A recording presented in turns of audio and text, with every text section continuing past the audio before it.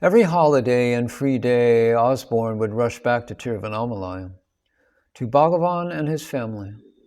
When he came, Bhagavan used to pay special attention to him. Once, after Bhagavan's second operation on his arm, Osborne came unexpectedly in some friend's car. Bhagavan was taking rest in the dispensary veranda. Usually, Bhagavan was discreet in showing outward signs of his grace. But this time, surprised by Osborne's unannounced visit, Bhagavan gave himself away. His face lit up with pleasure and love on seeing Osborne. He looked at him for quite a while with indescribable tenderness and immense grace.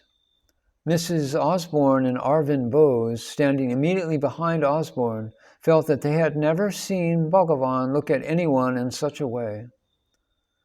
Osborne himself felt transformed. The graciousness of Bhagavan's reception melted Osborne's heart and awoke a feeling of guilt and gratitude as to how great was the reward for such little effort made. It strengthened even further the bond between this wonderful disciple and his divine master. Bhagavan continued to bless Osborne to be deeply and steadily rooted within the heart. The purpose of the outer guru is to awaken the inner guru. The fateful day when Bhagavan left his body, Osborne was there. It did not fill him with sorrow. Instead, it only made him plunge within. He felt Bhagavan's grace more abundantly and his support more powerfully. Some days after Bhagavan's Mahanirvana, Bhagavan appeared to him in his dream. In the dream, Osborne was in the old hall, and Bhagavan asked him to come near the couch. Osborne went and knelt before Bhagavan, and Bhagavan put his hands on Osborne's head in blessing. When Bhagavan put his hand on his head, he had a feeling that Bhagavan was asking him to write about his direct teaching. He then wrote 7 articles. They were brought out later as a book titled Ramana Arunachala. Every one of us, every seeker should read this book. That was the beginning.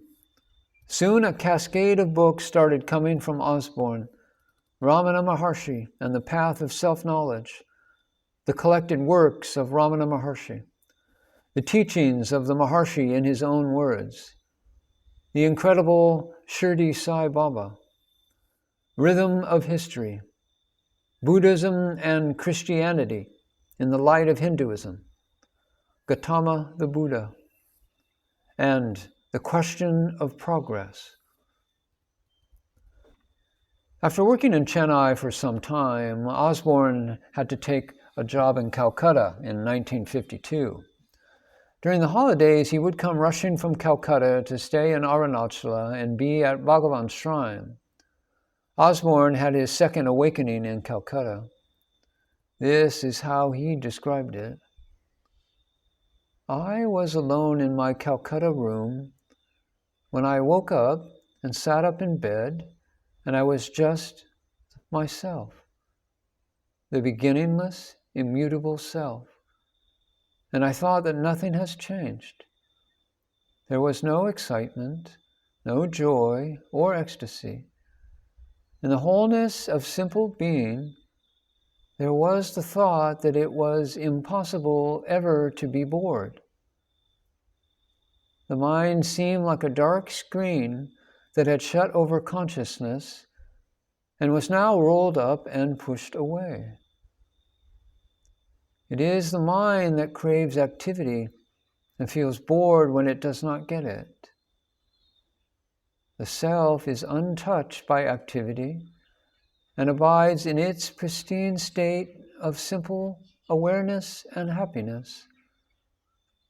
I do not know how long the experience lasted, and in any case, while it lasted, it was timeless and therefore eternal.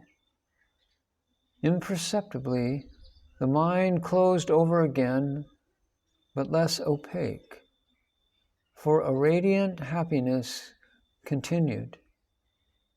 The afterglow lasted for several weeks and only gradually faded out. When he was in Calcutta, Osborne's friends were all talking about Sai Baba of Shirdi. He had read 1 or 2 articles about him. Some of his friends wanted him to write an article on Sai Baba, but he was reluctant to do so. But that night, Bhagavan appeared to him in a dream and commanded him to write on Shirdi Sai Baba. When in the dream, Osborne confessed that he did not know much about him, but Bhagavan instructed him to go to the shrine and that Sai Baba would himself tell him what to write. Bhagavan specifically said, Sai Baba should be known to the Western world, so you have to write. This was the inspiration for him to go to Shirdi and to write the book, The Incredible Sai Baba. In 1958, Osborne came back to Tiruvannamalai and never left again. From 1960, I had the unique privilege to be with Osborne almost constantly. It was purely Bhagavan's doing that we both came together. Osborne was always very affectionate towards me.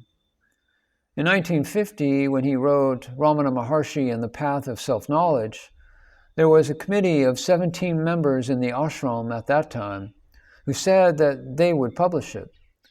At the last moment, they had to back out, and he was therefore very disappointed. T.K. Sundaresa Iyer and I were there when he came out after a meeting with the committee. We told Osborne that maybe Bhagavan wanted him to publish it outside of India so that it could reach a wider circle. Subsequently, he sent the manuscript to Ryder and Company in London, and they published it.